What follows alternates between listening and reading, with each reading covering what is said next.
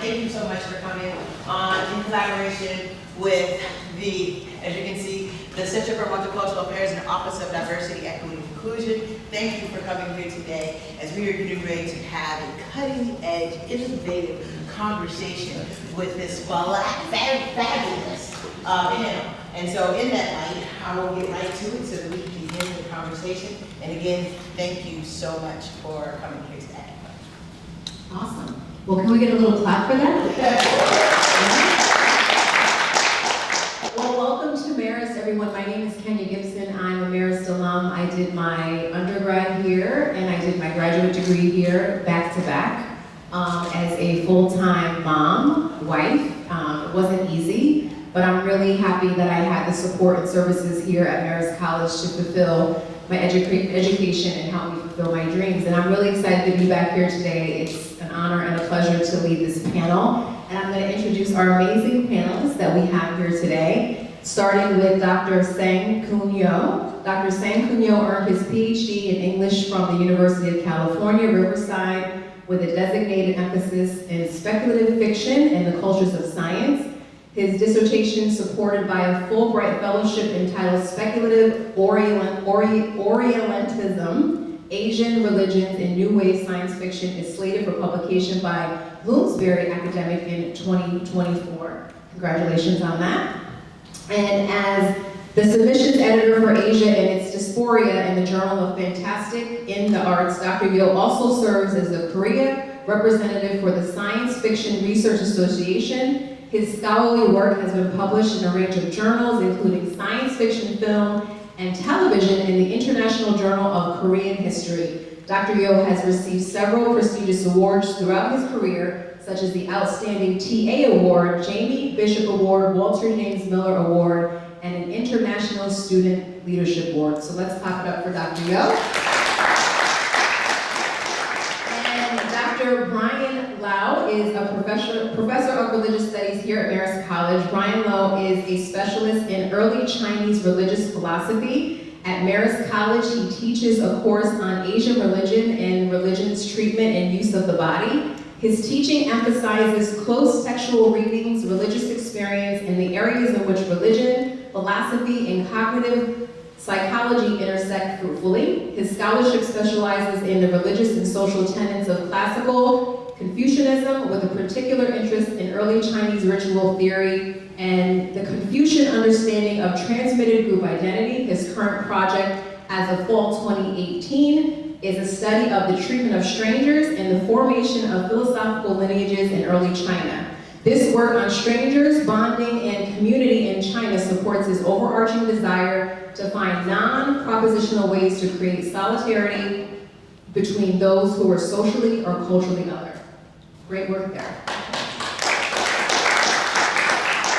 And Kirby is the director of Lovett Commercial Real Estate. Kirby has a background in architectural design, property development, and investment banking. A Fulbright research scholar with expertise in China, Russia, and Central Asia, Kirby worked as a leverage finance banker and worked on the $7 billion acquisition of Smithfield Foods by the Shanghai Group. Kirby graduated with a distinction from Dartmouth College with a Bachelor of Arts in Comparative Literature and studied architecture at Harvard's Graduate School of Design. So welcome, Kirby. Thank you. I would like everyone to know that the most important part of my bio is that I'm a multi-millionaire entrepreneur. There you go. But that is important. That is important. And last but not least, let's welcome Miss Angela Yee, who Variety Magazine describes as one of media's most known multi-hyphenates. Born and raised in Brooklyn, New York, to a Black mother and a Chinese father, Angela was always extremely ambitious and studious. Giving back to the community remains at the core of all of Angela's business endeavors. New York City has officially designated August 28 as Angela Yee Day. Angela Yee has her finger on the pulse of hip-hop, culture, and business, and she is indeed a multi-hyphenate in every sense. And her 2-decade career has solidified her as this generation's go-to media personality. You're welcome. So I wanted to start this conversation conversation with that, self-awareness is a powerful tool to cultivate intercultural competence and engage diversity. And sometimes when we talk about race and stereotypes, it provokes anxiety, right? And the goal of this conversation is to create a sense of enlightenment so that humanity can move forward in a purposeful way and move past hidden biases to embrace and empower one another regardless of race. And we were having an interesting dialogue and conversation yesterday on Zoom about what some of those stereotypes and biases are in the Asian community. And I kind of wanted to just go around and ask each of you to kind of share some of those and how you've been able to overcome and endure. So we'll start with you, Kirby. Well, one thing I was mentioning to Dr. Matthews in Kenya today was how difficult it is to create cultural dialogue and exchange in a multicultural context, such as the United States, within Asian or within Confucian cultures. And so I want you guys to know that when I say Confucian cultures, it means China, Japan, Korea, and Vietnam. And which is really a very specific subgroup within the Asian community and stuff like that. And I'll tell you why. It's like Confucianism, one of the fundamental tenets of it is to respect your elders. And so within the Confucian culture, it's like we think of ourselves as a good person if we take care of people who are older than us, take care of our parents, take care of our grandparents. Now, that extends, that's like baked into our bones. And so when we're trying to talk about things like changing norms around sexuality, or changing, or confronting things like racism within the Asian community. Within our worldview, it is uncomfortable for us to challenge the opinions and the views of our elders because that's kind of immoral in a way. It's like our whole way of seeing things is about protecting people who are older than us and taking care of them and making their life as comfortable as possible.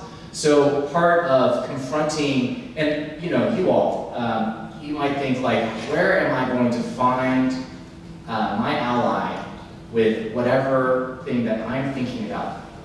It might be, for example, confronting anti-Blackness. It might be, a whole range of different things. Where am I going to find my ally within the Asian community? And I think it's important to understand that thread of Confucianism that weaves itself both through people who are recent immigrants or people who are Asian American, because of the fact that it is so ingrained in our culture. So I think it's not impossible to, I don't even want to say the word impossible. We want to be your allies in having these conversations, but the way that we will do it is going to be a different path because of the fact that where it's like, it's our religion in a way, like how that is just woven in differently in terms of our ability to confront the sort of cultural norms of our elders, things like that. So that's just one thing I wanted to note about that. Yeah, so I was just thinking about stereotypes, and I have a lot of the very, very typical ones that come with East Asian identities. I started piano when I was 4, right? I did martial arts. I was a math teacher for a while, and actually I got that job as a math teacher. I think honestly primarily because I walked into my high school office. And they looked at me and said, "Can you teach math? We need a math teacher." And I was like, I guess I can. I haven't done calculus, right, since the first year of college. And this is many, many years later. It's like, you'll be fine. And so I taught high school math for a while on that front too. And I think, this is typical of many, many East Asians. We, get sort of pigeonholed into STEM, music, into a number of different areas. And, that is sort of our lane. And I think a lot of people think that, stepping outside of that is a little bit weird. They always ask me, "Oh, so, were you an engineer somewhere?" or that sort of thing. And I think, that ties into a lot of the ideas of what we might call the model minority stereotype that we have as East Asians here in America, which is to say, be quiet, work hard, don't protest, do all those different things.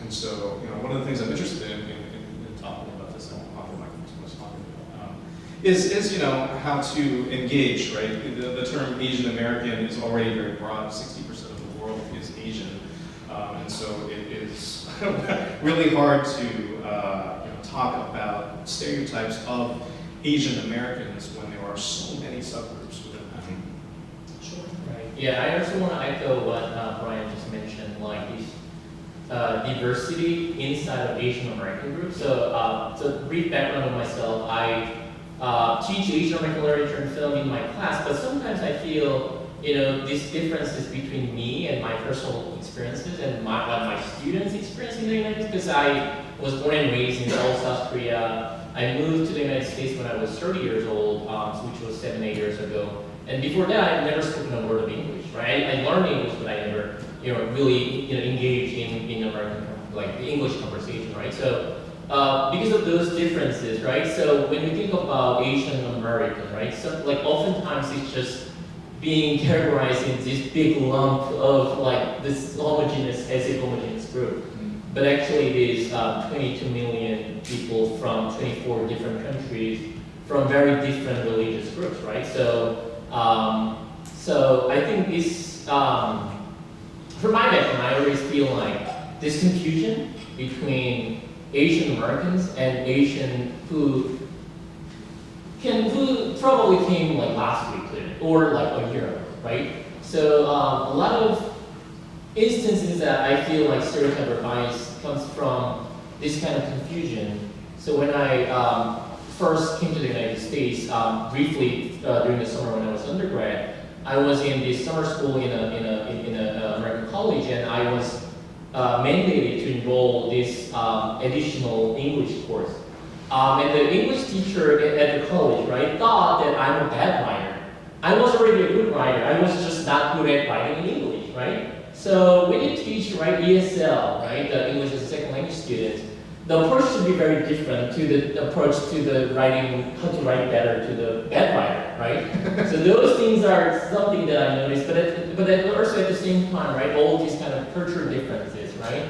So a lot of my American friends all of them have some experience of having Asian American friends from their K-12, education, right? And they confuse, my Asian friend when I was grade 1, my friend, right? And then they assume the similar behavior to me, and that makes a lot of like cultural differences and confusion sometimes, right?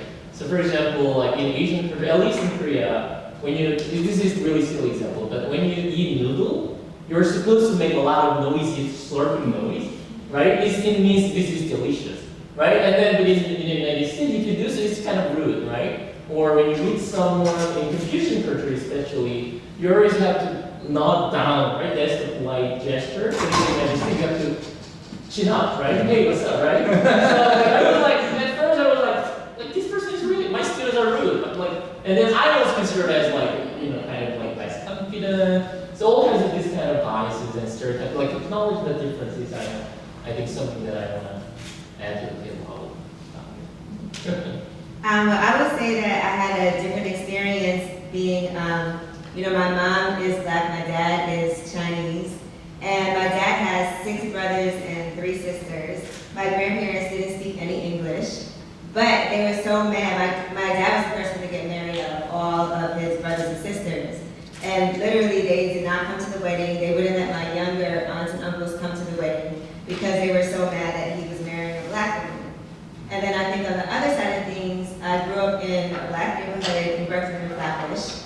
And so a lot of times I think there's a lot of tension between both communities, and I feel like we really saw that play out during the pandemic. And so for me, I've been on both sides of things, right? Where people will say things not knowing that it's offensive, like not knowing that you can't say Oriental person because that's offensive, or I don't even want to say certain words, but they'll say, oh, she has chinky eyes. That would be somebody's like name on Instagram.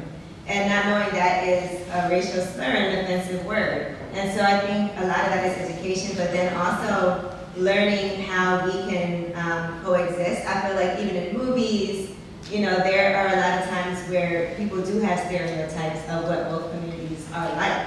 And so, like I said, I've seen it play out on both sides. So it is really difficult because I feel like you talked about the model minority and what that is, and I feel like, on the opposite side of things, I think that for a lot of people in Black communities, you feel like there's a lot of businesses that are set up by Asian cultures that aren't necessarily, giving back in the community, or there's such a separation. But then I think for the Asian side of things, they have this stereotype view of what Black people are like.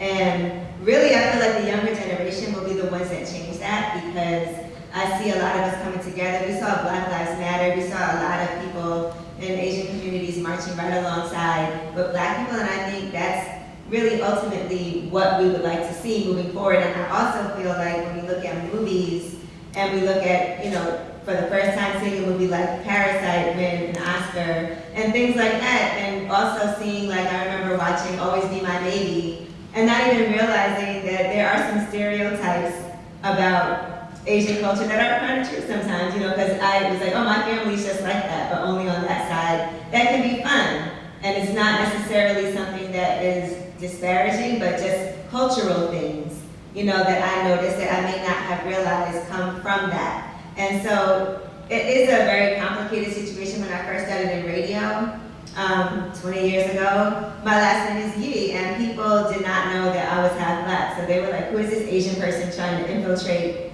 our culture, before they had a chance to even see who I was or how I grew up or knew who I was. And so I just feel like a lot of times people focus a lot on that instead of some of the similarities that we have when it comes to being in a country that both groups are very oppressed in different ways. And we do support each other, and we do coexist side by side.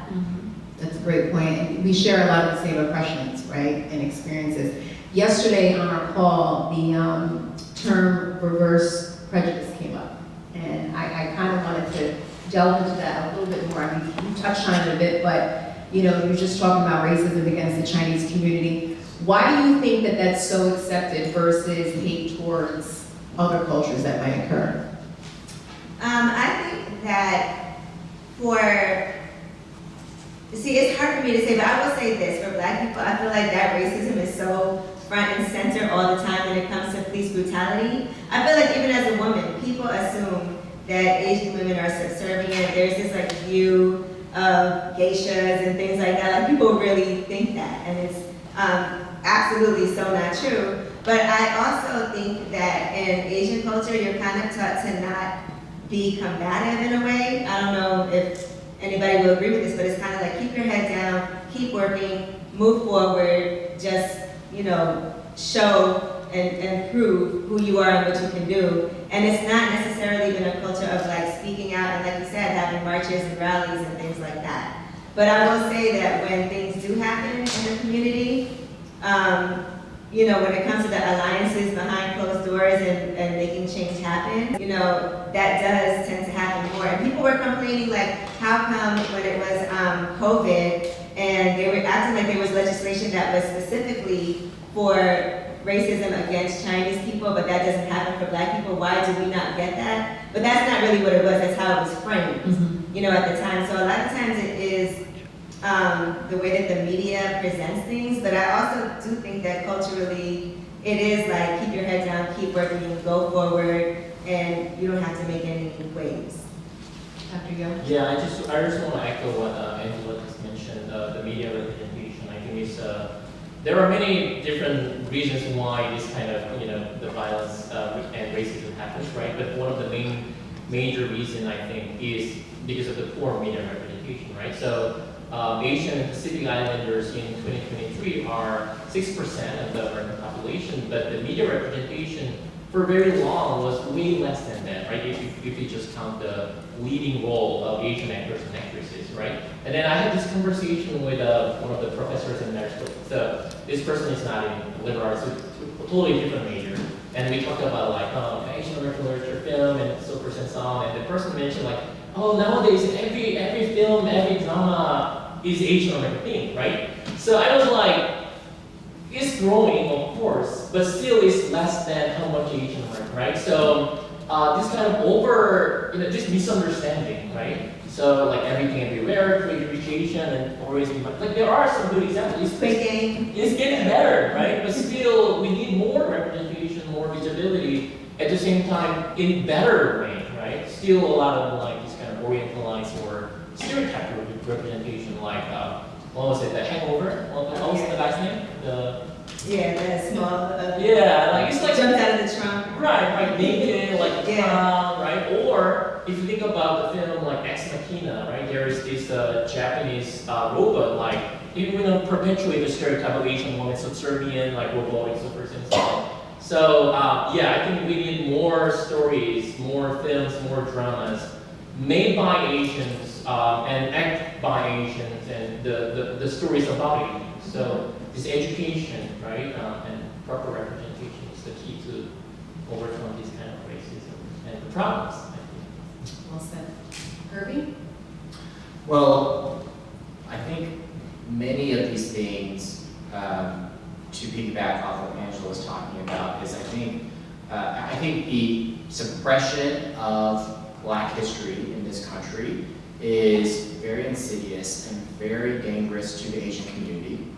And I'll tell you why. Because the Asian, Chinese specifically, and the Black people in this country have had intertwined history from pretty much the very beginning. Like, there's a reason why Naomi Campbell is British, okay? And it has to do with the fact that when the slaves were freed after the Civil War, they imported a whole bunch of Chinese people to work as indentured servants on the plantations. And so these communities have always been played off against each other, sort of taught to think of equality as a zero-sum game.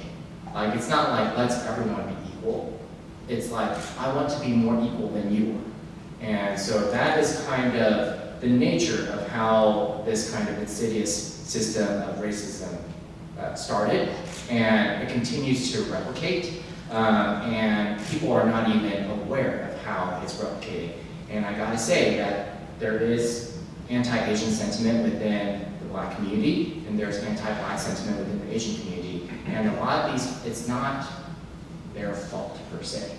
It's just like this system has been continuously replicating for a very, very long time. And it has to do with some of the original sins of this nation. So, you know, when we're talking about Asian American Month or Asian History Month, yeah, there's people like us who are like, you know, more recent immigrants to this country, or, you know, first generation or something like that. But understand that this country was built on 300 years of free labor. Now, that labor was predominantly Black, but it was also Asian labor. And so that's just something I think that people need to understand, our collective, like how we got here, you know. So. That's a strong point. Well said. Angela was actually educating me yesterday about what you were talking about, the Chinese Exclusion Act of 1812, right? Is that similar? 1882, I think. Yeah, so it's interesting that you brought that up as a point, because she was telling me about that yesterday. Oh yeah, it was continuously affirmed and affirmed and affirmed. And I'll tell you something also as well. Number one, funny intersection between Asian and Black culture is like, you know the best nail technicians in this country are Vietnamese, right? And so, you know why? It's like when we had a whole bunch of people come from Vietnam after the Vietnam War, it's like, oh shit, we have to resettle these people somewhere. Ellis Island, New York, this were powerful, politically powerful states, cities in the country were like, no, don't come here. So they settled them in Houston, which, you know, the rest of the country thought of as kind of the armpit of the country in a way. It's like, just shove them there. And so as a result, we have a super ethnically diverse city in the city of Houston. And one of the first trades they learned was an actress, I forgot who it was, it's not like Audrey Hepburn, but it's like that kind of type of person, taught them how to do nails. Because it's like they need to learn something to make their way in this country. And to this day, you know, Vietnamese people dominate the nail industry and stuff like that. So anyway, I forgot where I was going. So. Yeah, so I mean, you know, you were talking about the history of the past of Asian Americans and the Chinese Americans and Blacks. You know, when you were asking the question about, you know, why it is that Asian hate, right, might be more accepted than other forms of hate. I was actually thinking about the future, right, going in the opposite direction. And you know, I mean, I think when America envisions, right, its arc into the future and continuing to be a great place and all those sorts of things, right, we love chanting "We're number one" all the time. I think China looms large, right, in that particular picture. Right? They see China as a threat, and so, you know, every single time there is some sort of geopolitical instability, right, and China is somewhere in the mix, right. I think that that particular fear comes out, right? We saw that, you know, with the coronavirus being called, right, Chinese virus or China virus, and a number of other things. You know, because of the Exclusion Act, I think Asian Americans are, in some ways, both some of the oldest and some of the youngest, right, groups here, because you know, Chinese weren't allowed to come. I think it was only repealed in the late 1940s, if I remember. No, it was repealed because of the Vietnam War. Okay. That's why everyone flooded. That's why basically most of the Asian people came here in the early 1970s, is because it was a oh crap moment for the United States when you lost this war. And so we had to bring in a whole bunch of refugees into the country, so we had to repeal the legislation that prevents Asian people from coming into this country. So that's, you know, same part of that thing. And that's the only group of people that were legally not allowed by legislation to come to the United States. That's the only time that's ever happened. Right. So I want to move into educational equity and what that looks like in higher education, and just get your opinions on some of the biases and microaggressions that you see exist in higher education. I had a lot of experience with it personally, but I, you know, anecdotally speaking, you know, particularly with new immigrants, and you know, new immigrants is the largest group of Asian Americans right now.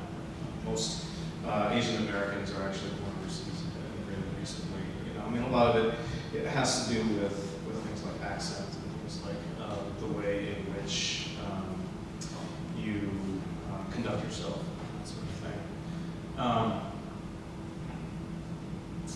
I think,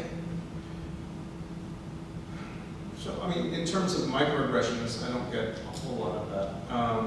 That's not to say that other people don't.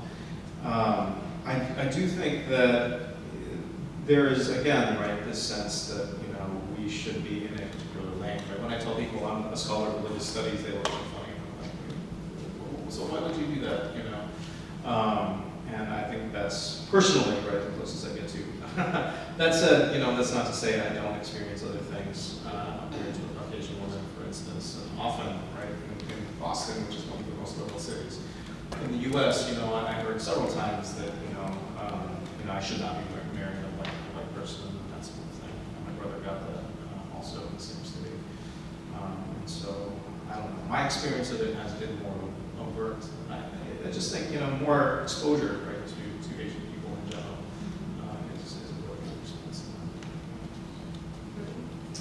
Well, when we're talking about microaggression, all I can think about is really this huge debate about affirmative action in this country, and how it was, you know, you're talking about in the education context. And I think that people are weaponizing people's hopes and dreams as a way to turn them against other people. And it's like, let's say, for example, San Francisco, where people are trying to abolish, or, you know, not abolish a merit-based system, but like sort of uplift more Latino and Black people in their sort of, I don't know, specialized schools and things like that. And there was an absolute riot amongst Asian people in San Francisco. And again, I think it gets back to that same issue of thinking things as very zero-sum, as I want to be more equal than you.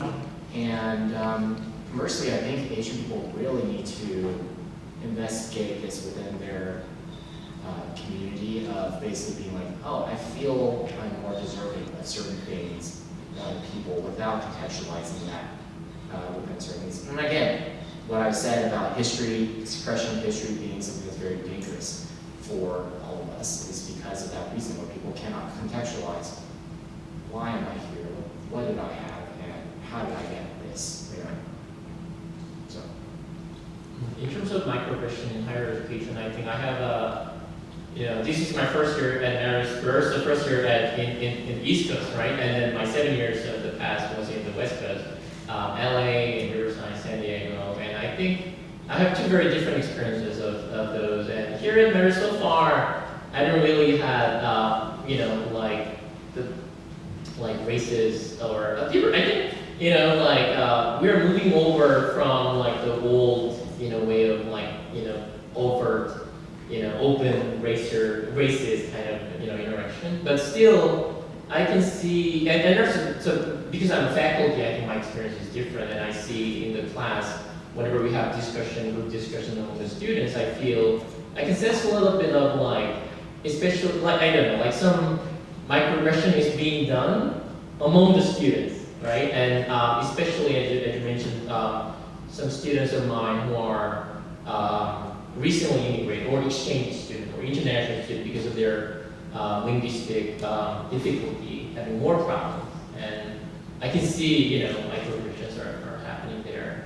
So here at Marist College as a faculty, I didn't really have, bad experiences. But in West Coast, I would say something, because there are so many Asian communities, they are more together, and it's more segregated, right? And a lot of Asians and Asian Americans in West Coast do not really go out of their community. But if you live in New York City, it's really hard not to mingle. It's so packed, right? But the West Coast, especially Southern California, is so spread out, very segregated. And if you go out of your community, go to the other neighborhood, I have this kind of microaggression all the time, right? And just walking the campus or walking the street, and this really kind lady with a good intention saying hey, ni hao, right?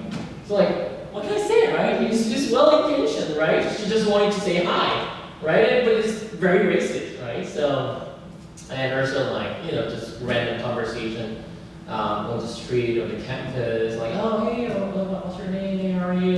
And then I say, oh, yeah, my name's Sang-Keun, I'm from South Korea. Oh, I know, there is food, right? And my best food is K-barbecue. In Korea, there is no K-barbecue, it's American food, right? And oh, my best food is K-barbecue, I eat kimchi, what can I say, right? Okay, good. You love kimchi, you love K-barbecue. And I have a Korean friend, Mr. Kim. Do you know Mr. Kim? There are numerous Mr. Kim in LA, right? It's as if we all know each other, right? This kind of microaggression is well-intentioned, but these are also still racist, right? I think most of us have at least one experience of those kind of, yeah. I mean, for me in higher education, I went to Wesleyan University. It's a very diverse school. So I will say, I don't feel like I really experienced that. And I also don't feel like people always look at me as Asian either. My last name is Lee, but I don't think people put it together. First of all, people probably speak to me in Spanish more than anything. And so I had to learn how to say, soy China y negra, so I could let people know, I'm Black and Chinese, so that they could even understand what that is.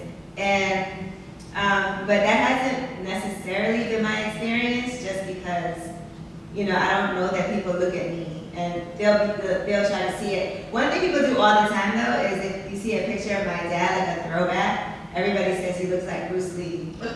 And I think that sometimes people think that all Asian people look alike, and that's a thing too. So just like some people think all Black people look alike. Right. So I wanted to kind of get everybody's consensus on how do you think we can create a better sense of belonging in higher education?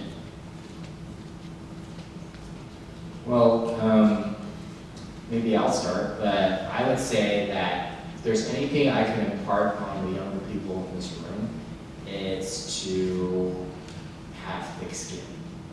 I gotta say, when people are asking me about microaggressions, and sure, I also experience microaggressions, I just couldn't think of it because it just doesn't even bother me. It doesn't register. And then there's actually hateful stuff that happens. And even then, I realize that these people are so hateful because they're so ignorant, and they're in, part of my friends, there's some deep shit in their life. They are homeless or whatever is going on in their situation. They're not in a good situation. So it's like, I understand you have a certain view of the world and certain feelings of hate toward me.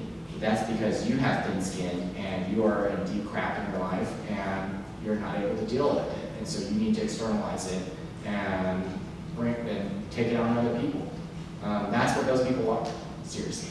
So like, you know, and I also want to say that I've been trying to learn more about like, you know, psychotherapy, therapy in general. Is like they all talk about cognitive behavioral therapy.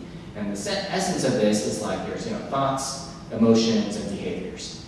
And like, since there's so much stuff floating through our phones into our brains in terms of like stuff that you should think that you should be thinking about through TikTok and Instagram or whatever it is, I think it's so important to learn these strategies of like policing your own brain and being like, these thoughts are not productive, they're not real. These are things that are being fed into me right now, and I need to basically center myself, find my own truth, you know, affirm my own thick skin about these things, and kind of contextualize as much as possible these things. And then that will help you be better able to weather a whole bunch of stuff, because everyone's going to experience some crap in their life. It's what being a human is. And then it's how to manage that really makes you, develop, have maturity and stuff like that. So.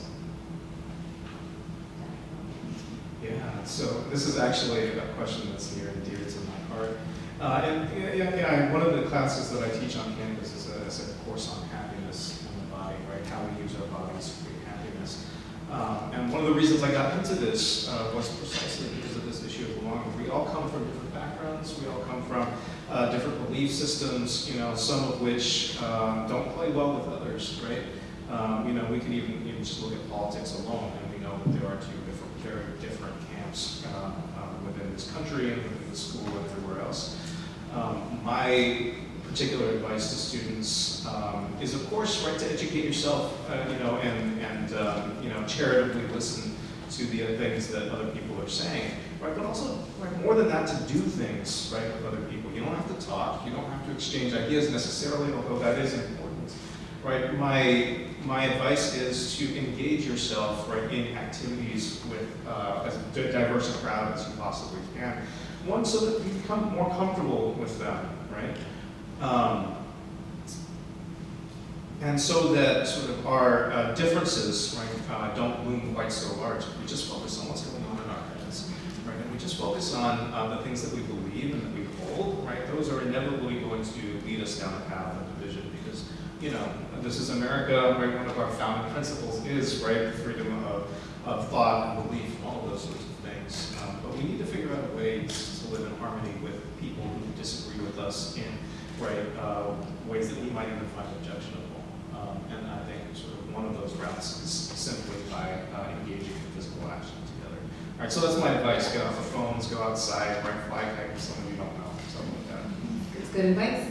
Yeah, I think the change can mostly come from, and maybe only possible from students. Because I think faculty, I was, you know, these, you know, like faculty can organize, like, for example, like African American Faculty Association or Asian American faculty, but still the faculty and staff are, you know, considered as an employee, right, of the university. But students are, you know, the like core of the college. Without student, the college doesn't work, right? So if the students demand, I think the university will eventually listen slowly but gradually, right? So organizing like the coherent voice by organizing an association, right? I think is the first step, right? We have the Asian Alliance, the group at Marist, right? So I also had an experience when I was at University of Riverside, California. I organized Korean and Korean American students, grad students in the university association.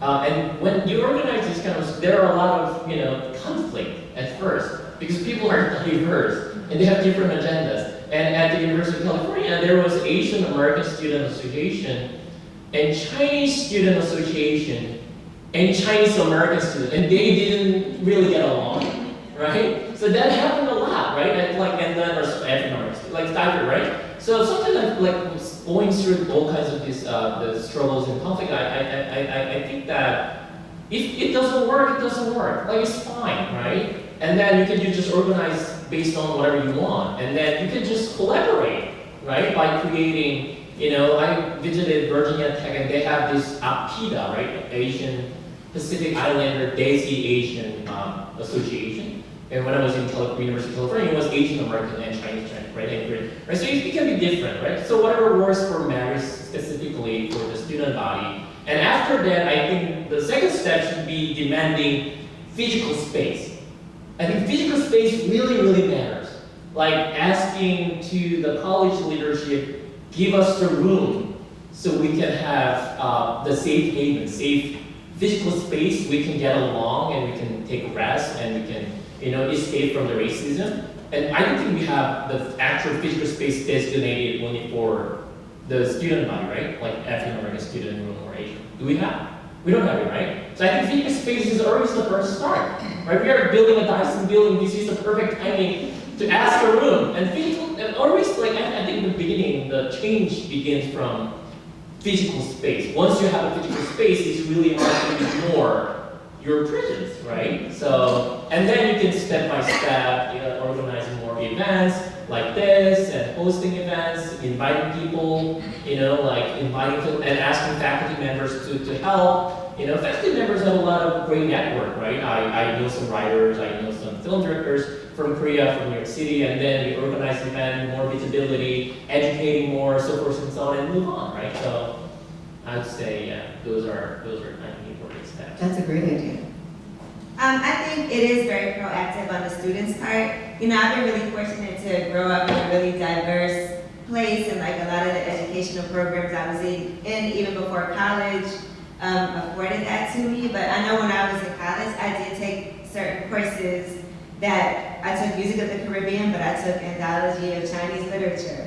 And so I really did want to learn a lot more about everything about myself culturally. And then I took South Indian music. I think just expanding your palette and taking different courses that will afford you the opportunity, because honestly, I feel very fortunate that I've been in a position where I can see things from different lenses, and I feel like it helps me be more understanding and tolerant and empathetic toward different groups of people. When I was a sophomore in college, I was the co-chair of the Women of Color Collective, so we lived in a house together, and it was 7 women, 3 of them were Asian, 4 of them were Black, and so I thought that was a great experience, and I also feel like food is always a great way to bring people together. And so I've done things like I had a Chinese New Year event where I did invite all different types of people to experience that who may not have. And I think it's important for us to be really able and willing to answer questions, but also to not ask stupid questions sometimes when we could Google something.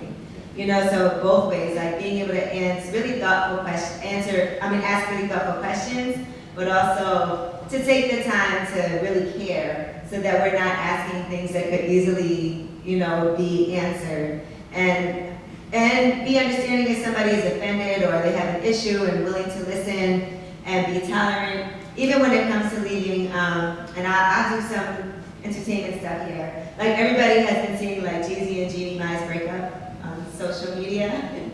And seeing the reactions to what people are saying in the comments has been like really crazy to me. Like people calling her an egg roll or saying we don't care about her, she's this, she's that, instead of saying that's a woman, whatever she went through, we're waiting for things to play out. But your heart should go out to anybody if they've gone through any type of situation or going through a breakup or a divorce. But just understanding that people are human beings, and so having the tolerance to be able to answer questions, but also to educate yourself. And then traveling abroad, I wish I had done that when I was in college.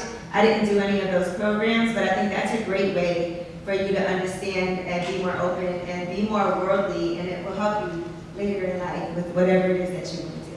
Yeah, and we have those here at Marist, right? Travel abroad programs. Yes. Yes. And that's a great segue, Angela, into what I wanted to talk about in terms of cross-cultural curriculums. This came up on our Zoom call yesterday, and I wanted to ask you all, what you think intercultural development looks like when it comes to higher education.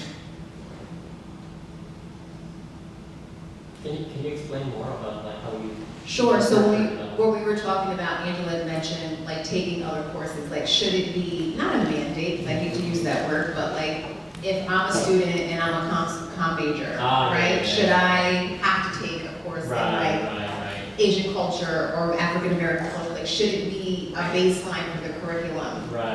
Even though it might not be so related to my major, but it's gonna help me broaden my horizons in terms Yeah, because you of- don't know if your major will be what you end up doing. I think Right. a lot of people don't do what their major is. You could actually change what you want to do based off of taking certain courses. Mhm. And when we think about traveling abroad and taking courses abroad, I think like if you don't have the opportunity to do that, it'd be great to take a course on campus that kind of speaks to what those experiences could be. I mean, I think there's a parallel topic to that, which is kind of, I don't like this word, but it's like cultural appropriation. And it's like, you're taking this from my culture, you're taking that from my culture and stuff like that. And I remember there was like a Black and Asian like solidarity thing in college that was called Soul Food. And it was like, Seoul, Korea, food, So it was like, and that kind of thing. And it was like, it was just, I think it was fresh to me at that time because it was just like, go ahead and appropriate as much as you can. Like, let's just do it and let's be kind to each other. I mean, you have to be respectful about it, obviously, but I don't think that everyone's mind should go into the most extreme negativity when you see someone trying to do something that's like, that's like Asian, or that person's doing something that's Black. Like, I saw this crazy YouTube video about this Asian grocer in Georgia who was like the biggest Black scent. And it's just because that's just the way he grew up talking, like that's his community. It's not cultural appropriation per se, like this is his culture too, and Like so, Aquafina, yeah. they were talking about, she's from Queens, I think. Mhm. And they were saying the way that she talks, that she's from Queens. Right, exactly. And so it's just like, let's give people the benefit of the doubt. And that's also, like having thick skin too and giving people the benefit of the doubt is really kind of like two sides of the same coin. One of the first texts that I often give to my incoming freshmen is a speech by David Foster Wallace, the writer. And it was a speech he gave at Kenyon in 2005. It begins with an opening quote. Two fish are swimming along, and an older fish comes up to them and says, "Hey boys, how's the water?" And the younger fish kind of acknowledges them and starts swimming on, right? And one fish looks at the other and says, "What the heck is water?" Right? And I think the point of this speech is that many of our assumptions are baked into our world. They're so fundamental that we no longer really see them. And I think one of the reasons it's important for schools to bring in other cultural traditions and force these classes is precisely because alternatives highlight that which is fundamental to our particular worldview. So I think that without these classes, we end up losing out not only on the ability to learn about other people and other ways of doing things, but about understanding ourselves, and sort of our own basic ways of looking at the world. I echo with that, and also what Angela said. So in California, I think they mandated already, or yet to, or the taking ethnic studies class as a requirement for all college students. I think they already did legalize it, like mandated it, right? So we begin to discuss whether the Marist College want to mandate, this kind of course, intercultural development course, as the core requirement or not. But I cannot emphasize enough how important it is for educating all of us, in a way that. So I have these experiences of I'm engaging with the local Korean American and Korean community in Gipson. I meet with them regularly. I'm playing tennis with them. And the first generation, the Korean American, the ajushi, the old man, old woman, so they came here like 30 years ago. And so first and so on, they still could not really mingle with the mainstream society. So I can understand, but they're so racist to other ethnic groups, right? So they know they are a racial minority, but at the same time, they were like people like my parents. They are in Korea, but they are still very racist to Black people, right? So I think we can blame them personally, but at the same time, that's the failure of the system, the failure of the education, right? So they are all great college degree graduates, right? They graduated MIT and so forth and so on, like 30 years ago, right? Because they were not educated enough how important, right? So I think if we don't have those kind of intercultural development first, this will repeat, I think, in the future, right? Like the LA riot in like 1992, right? This conflict between African American community and Korean American, like something like that, right? So I think the future generation should really learn, you know, like I probably have some bias toward African American people, right? And some African American people can have some bias about me, maybe. So as you said, like be tolerant, educate each other, try to learn, and if you find you are wrong, just admit your mistake and try to learn. Those kind of things begin with intercultural development first, actually, right? And if you're a freshman in college, your brain is the most flexible. Right. But once you reach into 40 years old, 50 years, it's really too late to change anything, right? Yeah, you make a great point. It's like these curriculums and implementing them as core courses could function as a great implicit bias training tool. Right. So I'm glad you mentioned that. I do want to talk about a little bit more about what cross-cultural collaboration looks like and the influence of Asian culture. We were talking about K-pop Right. yesterday, right? And Angela used to work for Wu-Tang, right? So I kind of want to talk a little bit about like how you see how much Asian culture has influenced the United States and like kind of where you see the future of innovation going as far as that is concerned. Well, to me, it's like the melting pot of cultures is why American media and American culture is so dominant as a global force. Like, it's not even a recent phenomenon. It's like everything from the village people with like kung fu fighting, you know, like all that stuff in the 70s all the way till now, and all, you know, you got Nicki Minaj being chummy, this and that. So it's like I'm here for all of it, you know. Let's go. So. You know, that's what I'm saying about like this sort of cultural appropriation thing. It's like we can try to take it and think of it in a negative way, or we can think of it as like, let's have fun with it, because at the end of the day, Chinese culture is not mine either. You know, it doesn't belong to anybody. It is just purely a system of things that have been propagated over time. You know, so that's how I see it. Actually, because so one of the courses and research is about K-pop and Korean film, which I welcome it, right? This is really, you know, something we can all celebrate together, right? Like Asian culture, like Asian film director got Oscar award and like recognized as a nominee of the, you know, awards and like K-pop popular, so forth and so on. It's something we can celebrate, but at the same time, you know, if you think about this complexity of interracial conflicts and history in the United States, I think there is a lot of things to criticize and be cautious as well. So, for example, as I said, like in the United States, I feel a little, like in a way, feel more comfortable than in other Asian countries. It's because the most racist incident I had in my whole life was in Japan, right? Here in the United States, we learn about, you know, what racism means, how we can overcome, why it's problematic.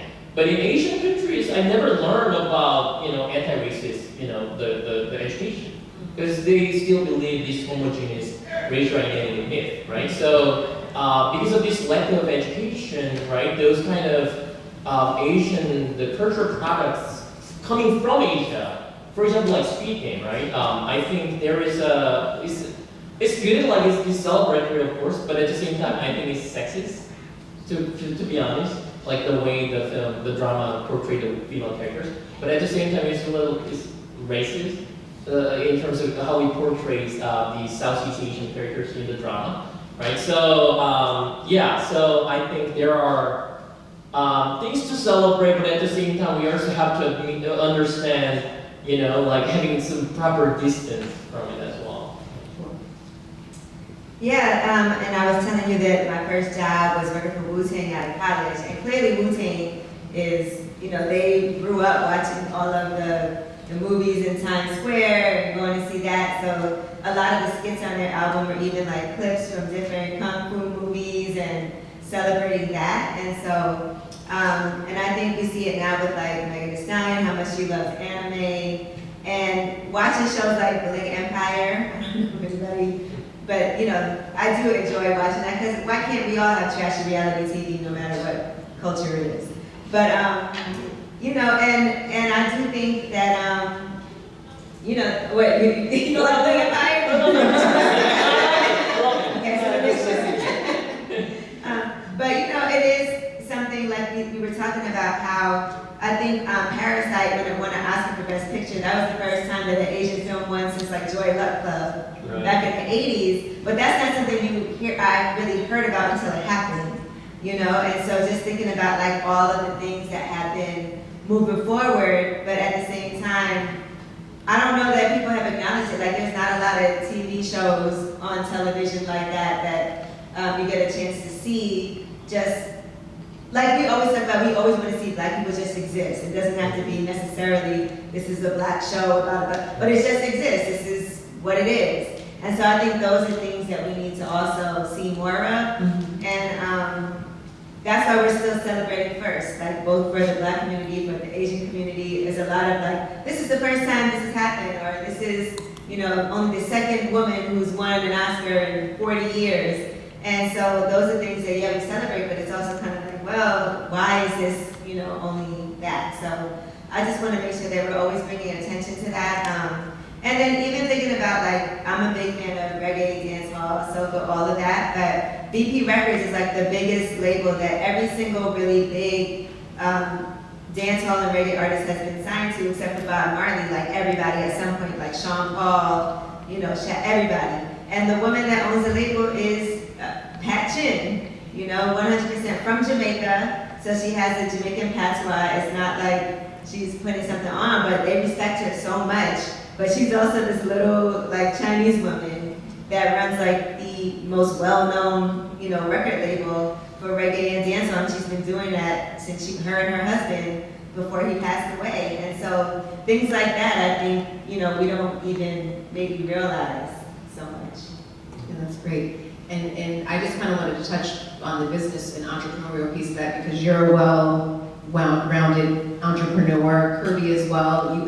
Kirby, you've been really successful in real estate. Angela, I know you do real estate as well. So I got my license. yeah, she got her license. So I just kind of wanted to see what advice you would give based on any challenges you've encountered where you felt like, I don't know, like maybe this wasn't a fair moment for me, any biases that you've encountered, just in general that you could maybe help someone who's dealing with the same situation. Well, with that, I literally just got my license. And my first listing is actually my family's property in Astoria, Queens. And so when my grandmother passed, she left the property to my dad and his brothers and sisters. So it was like, oh, Angela's a realtor right now, let's get her to list this.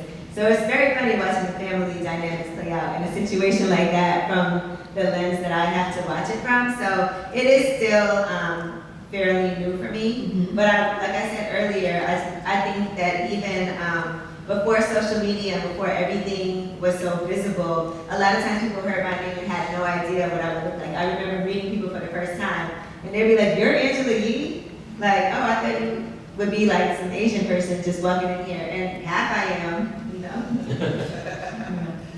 Kirby?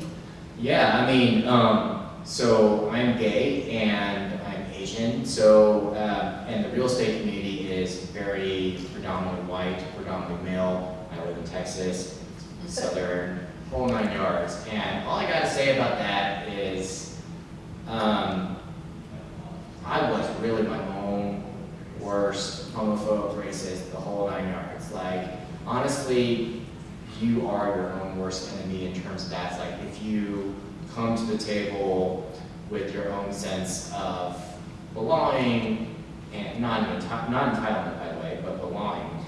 And I think generally, I've been surprised that really we're in a world where we can, you know, for the most part, be an active participant in our community, even if you think that the doors are shut to you. Of course, everyone, like again, everyone's dealt with their own set of crap in life, but that doesn't have to be your story. You know, at least that's how I've felt. Yeah. So we're going to open up the floor floor to some questions for the students. So is there anyone who has a question for our panelists? Let me get the mic and I'll move it around. Yes. We're gonna give you a mic, is that okay? Yes.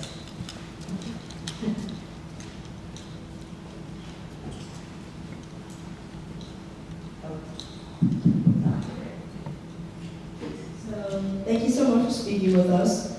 So, a lot of you guys touched on representation, but beyond representation in film media, how do we at an individual level demonstrate to our peers, society, that the people are not the same as the Asian governments? As the Asian governments? Yeah. Like when Dr. Lowe was mentioning like how like the coronavirus was also often known as like the Chinese flu, something like that. How do we just kind of get the idea that yes, they are Asian people, but they don't represent the exact ideals of the Asian governments? The difference between the government agenda and the people. How can we like promote that idea to the peers and people around us? Is that It's a tricky question, right? In many ways, you know, the way that we're seen by other people is kind of out of control, right? And this is a basic cognitive function, right? You lump people together in your head, and therefore it's really hard to separate those things out. I mean, there have been a number of responses, right, in the past. I think, Andrew Yang, who was running for president, in our last presidential cycle, responded to the whole coronavirus thing by just saying, let's lean into our American identity, wear more red, white, and blue, show our colors as both Asians and Americans. There was some blowback to that, of course, because, the response was that basically it doesn't matter what you're going to wear, people are going to judge you the way they judge you, right? But to a certain extent, right, I don't think that he's wrong in saying that we can wear two hats, that we can show, that we are both at the same time, whatever the means is that we take to do that. Good question. I gotta say, I'm profoundly embarrassed by Andrew Yang. Yeah. Just saying. Yeah, I hope he doesn't represent, I had a question for Angel. In what ways have your intersecting identities ever been a challenge to you? Are there spaces where you ever felt not black enough or not Chinese enough? Yeah, I think it's always been a situation. Some people will tell you, I remember, formerly somebody told me you are what your dad is, so you can't identify as black. Like people have all these rules, and I really had to learn to be able to identify myself how I want to instead of letting other people tell me how I should identify, and to be able to take from both of my cultures. And I think it's great to be able to have that. Like, I know that there's some people that will be like, oh, she's not black, so she can't speak for black people. And then on the Asian side of things, on the Chinese side of things, my grandfather never spoke a word to me in his life before he died because he was so mad that my dad married a black woman. And so it's always been something that's been like a tug of war for me, but I had to learn, because it's something I dealt with growing up. I grew up in a neighborhood where there were no other Chinese people, went to school where I was, literally it was all black people at the whole school except for 2 white girls who were twins. But, so it was a situation where they would make fun of me, they would make fun of my last name, but it was just, it wasn't anything that ever offended me. So I think I had tough skin from a really young age. And I think that educating yourself on your background, that's what really helped me. Understanding both sides of my culture so I can speak to both of them, and knowing that nobody can label me and tell me how I can identify, and being able to say I'm this and I'm this.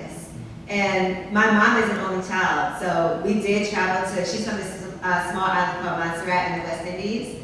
So I did travel there a lot growing up, but I've never been to China. And it's interesting because even I was just at the house when we were getting ready to sell it. And, there's a lot of pictures up in the house of all my cousins. There's like 19 of us.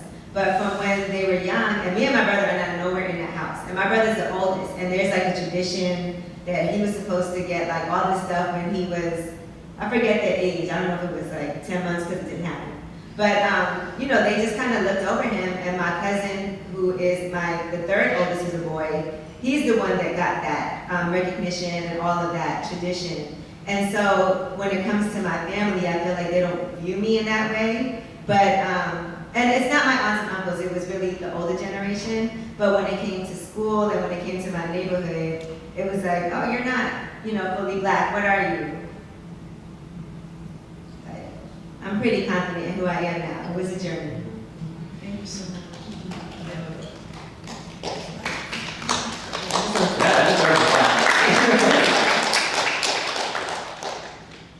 Hi everyone, thanks for talking with us. I really value your opinions on your journeys thus far. I just wanted to ask, just to lighten the mood a little bit, if there were ways that you felt celebrated, put on by like your organization or your institutions that you've been at and your jobs or careers, any way that you felt celebrated in the past, because like Mr. Liu was saying, it could be a little bit tricky with cultural appropriation. You want to make sure you're doing things right.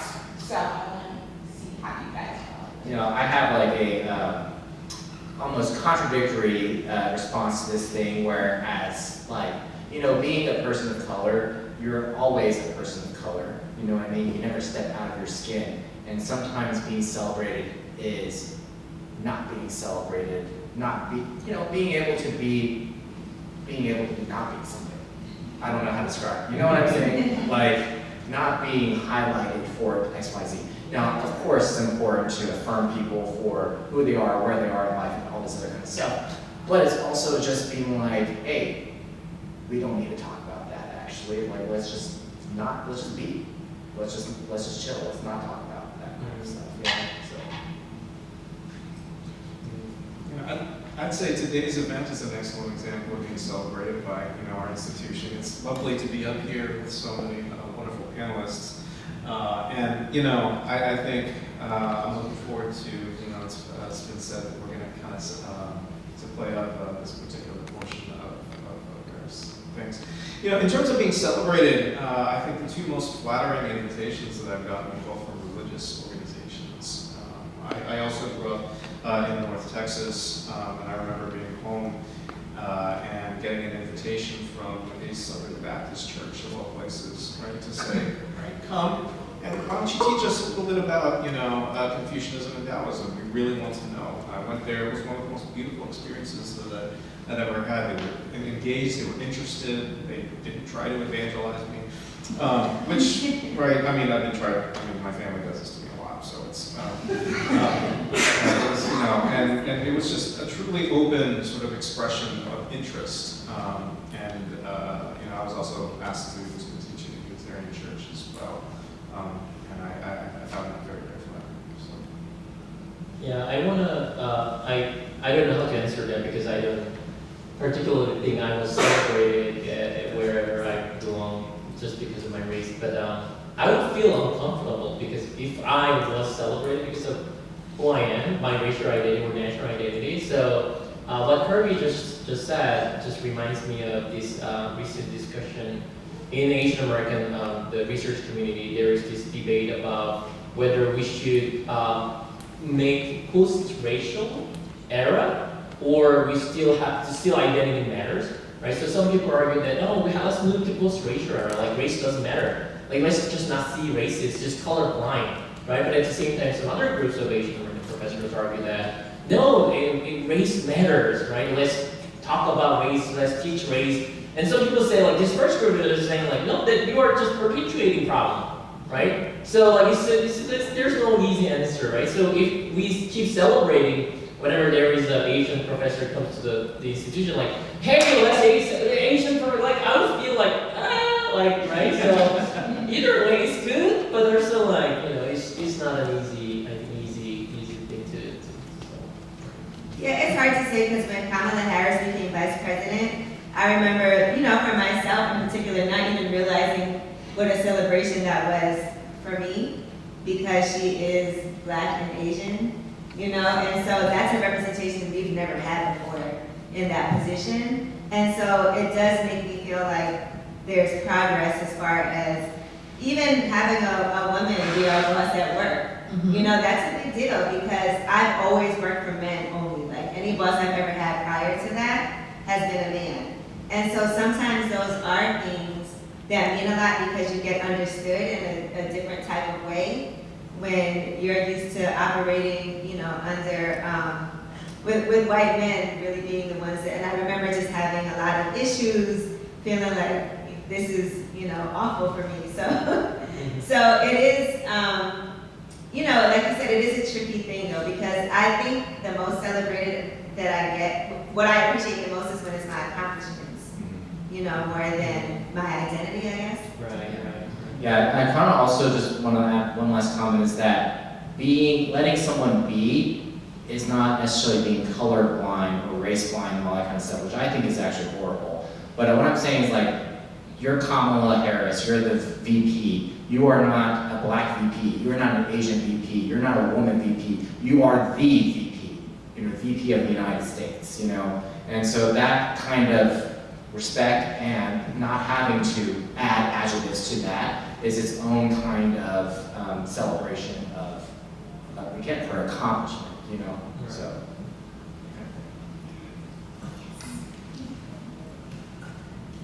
You know, like I just want to briefly add, I think this year Marist College hired one of the biggest, the second biggest, like the new faculty in the history. I think the second biggest were based, right?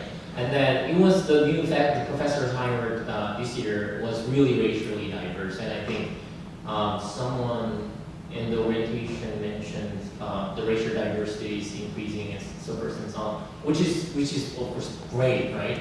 It's something we have to celebrate, but at the same time, I feel like by celebrating it, I just concerned the leadership of the college to think, oh, we've done this, we've achieved something, so no more, right? So what I wish is instead of like celebrating, but at the same time, we shouldn't take this for granted. Like there's still a huge room to grow, right? With the racial diversity, right? We need more, as you said, more the women in the leadership, the women of color in the leadership, right? And then more the professors of color and the staff and students' bodies, so forth and so on. So, you know, whenever I hear like, oh, let's celebrate, I feel like I'm happy, but at the same time, I'm worried, right? I'm worried. Yeah. Okay, I guess what I have to say is coming to this country for the first time 3 years ago, fresh off the boat, a lot of the things that we spoke about here are things that a lot of people do not bring up in conversations because a lot of people pretend that they don't even exist.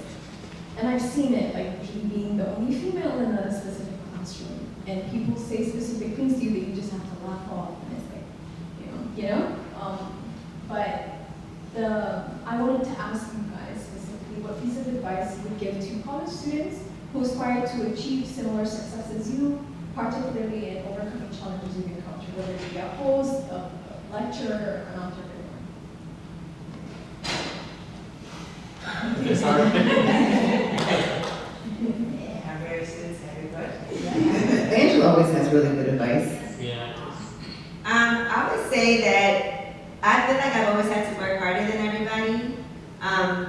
But I don't necessarily always think that's a bad thing because I do push myself to work harder. So for me, it's always being as prepared as I can in every situation because that makes me more comfortable. But then at the same time, it does make me more knowledgeable. And then when it comes to even like getting my real estate license, I did that because I was investing in real estate and I wanted to make sure that I also wasn't letting people get over on me and that I would know what I needed to do and that I could represent myself. And so I feel like I'm always doing things, whether it's taking courses, getting whatever certifications I need to, being extra prepared, being more than on time. I love to be like early to things so that I'm not rushing, I'm not flustered. Just making sure I stay 10 steps ahead of everybody else so that your work can always speak for itself and nobody can deny you. I think those have been some of the most important things because people will make judgments about you just based on seeing you or what you can and can't do. And nothing I think speaks more to than when you can let what your work and accomplishments and knowledge speak for you when you get to a place. So for me, while it's been a lot more, I feel like it's also benefited me a lot because I've never felt like I needed to be in a job or in a position, I've always felt like if this doesn't work or if this isn't what I want, I can always do something else. And that is from me being prepared, from me educating myself, and from me treating people well too. And so all of those things I think really matter as far as staying focused. And a lot of times you will have imposter syndrome where you're like, am I supposed to be here? That still happens to me today in certain cases, in certain situations. But, you know, I just know that I put myself and done the most that I can do, and that's all I can do. And so I just try not to ever show up unprepared, and I try to make sure that I'm always doing more than I need to do. It's great advice. What she said. What she said. But really, in a way, all of that, but also being able to find allies in any space you are, basically who are going to say that comment, what she said, you know, help other people lift you up, you know. So. Anything else anyone wants to I add? very sort of just want to emphasize, just follow what Kirby and Angela. They are, I think they are really the successful, like the American dream, like not me, because I used to have like a lot of imposter syndrome, so forth and so on. But the what I want to say is just one. If I add one more thing is, I have this kind of mindset that thinking the rejection letter as default of my life. So when I first came to the United States, I applied for a PhD program, and then later on I applied for like fellowships, grants, and a physics job. I always like getting a rejection letter hurts you, right? But at some point I get too many rejection letters, and I try to just mentally think that this is default, right? So you know, if you're getting a lot of rejection letters, it means that you are trying.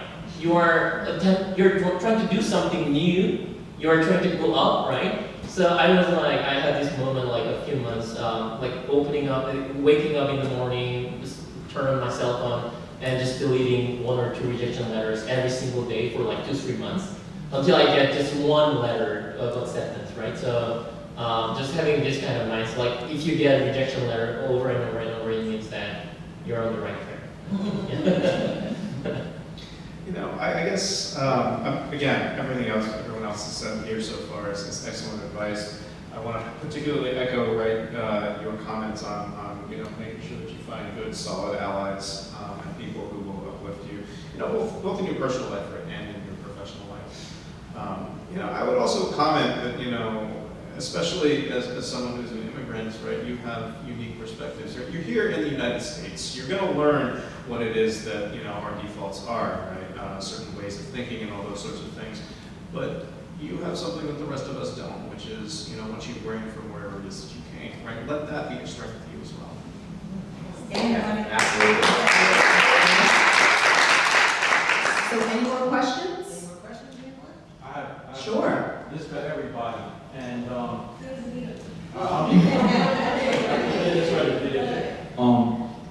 what I'm going to ask, it's going to be easy. It's going to be real easy, and it's something that I do with students. So I'm going to ask you all.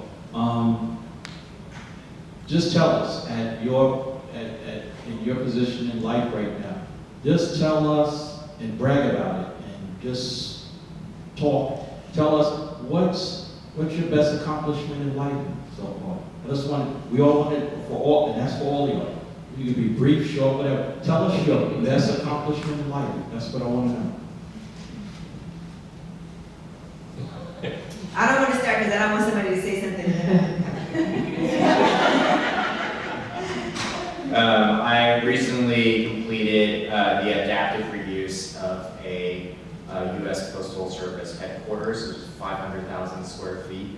It's the largest adaptive reuse project in the country, pretty much. And worked with some Dutch architects doing so.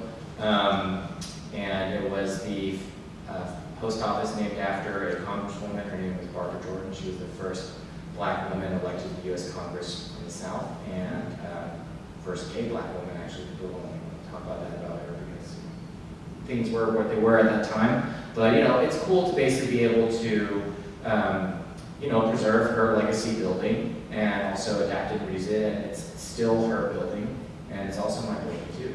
So. Millionaire entrepreneur? Yeah.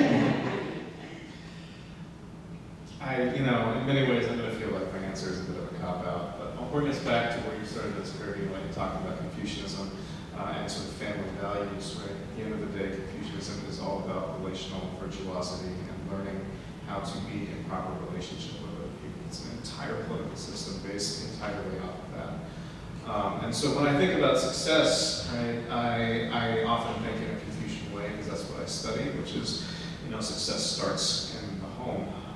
And so, I think for me, when I genuinely think about my most satisfying accomplishments, at least, is, the relationships that I managed to build with my family, the day I got married, and the fact that I'm about to have kids. That wasn't so my answer. I was going to say my greatest accomplishment is my family. I have my son who has finished all 4 years of college at Western Connecticut and is working in the community. My daughter who is in her second semester at Penn, and my husband who we're about to celebrate 20 years of marriage. So I would say my family. This was the hardest question for me because my East Asian background and mentality from Confucianism, I can hear my dad's voice saying, "You should never show off on your chin." Like the Asian education system is always like highlighting what you miss, not what you are good at, right? So it can be like the filling the gaps, right? But I would say, as a person who was born and raised like 80% of the life in a foreign country, came to the United States, especially as an English major, and getting hired as the English professor was I think is something really difficult, right? So that's why I got a lot of rejection letters, and at some point I thought, maybe it's just impossible. I'm not a native speaker. Why should I choose this major? I asked myself, right? Like, why not like East Asian studies? I could hire better, right? Why should I choose it? Like, why do I want to be an English major, right, professor, right?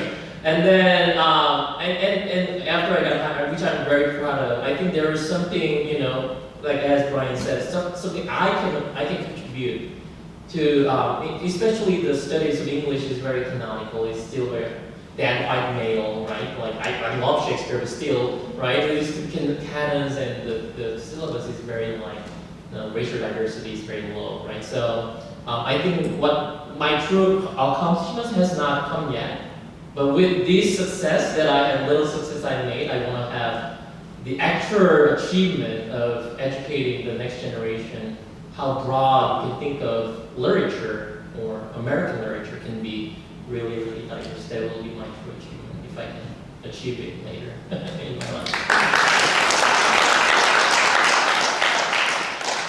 I would say for me, it was leaving the Breakfast Club to start my own show, which was a big deal. We made it into the Radio Hall of Fame, and people were like, why would you leave a successful show at a time when things are still going really well? But that is exactly why I did it. I knew I wanted to have my own show with my name on it. Nobody wants to leave something when it's not working. You'd rather leave when it is, but it's also harder to do. Like, it's hard to walk away from the table when you're gambling, when you're up, but it's way easier when all the chips are gone. And so for me, leaving and taking a risk and betting on myself, and it's still fairly new, it's like a little over a year old, but I'm really happy that I did it and that I had the freedom to be able to do what I want to do and curate my own content. And so that, I would say, is my biggest accomplishment, to have like a nationally syndicated show on iHeart. And it's doing well. And it's in how many markets? I don't know. 35. Well, it might be more than I that. think it's like 40. Yeah. This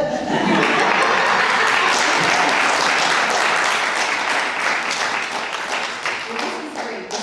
So just to kind of, wrap things up, I wanted to close with this. As an educational institution, Marist sets the standard and has the opportunity to frame how others see the world through different perspectives, life experiences, and opportunities like this one to bring diverse conversations to the table. And I hope we can do more of these. The end goal of all this is to create an interconnected community, an ideal in the pursuit of higher human values, which was the vision of the Marist brothers, and I want to end with a quote.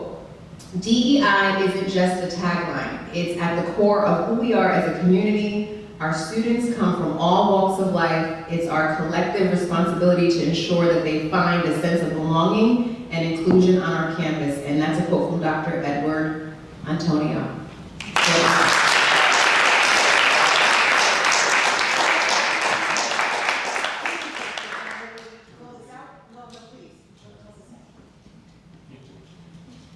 Ladies and gentlemen.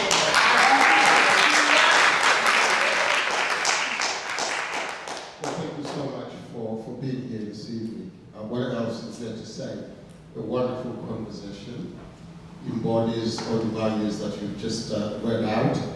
And really this is what Marist is aspiring to be and is moving towards. And I just want to take this moment to thank all our panelists for your vibrant, exciting, and engaging answers. I wish you all the best. Thanks again, and have a pleasant evening. Additional people, Dr. Andrea Matthews, you did such a great job. In the back, Alan kept us in order, and she helped us pull this off. We had a little bit of time, so we thank you, Alan. We appreciate all your help and your support. Hello, back there. Very Rice from the Center for Multicultural Affairs is in the building as well, and so definitely we would be able to be here if it wasn't for them collaborating with us. Yes, thank you. And Desmond, we always appreciate your support in helping us spread the word. So, and our team here, the video, the staff, And one last question, I want,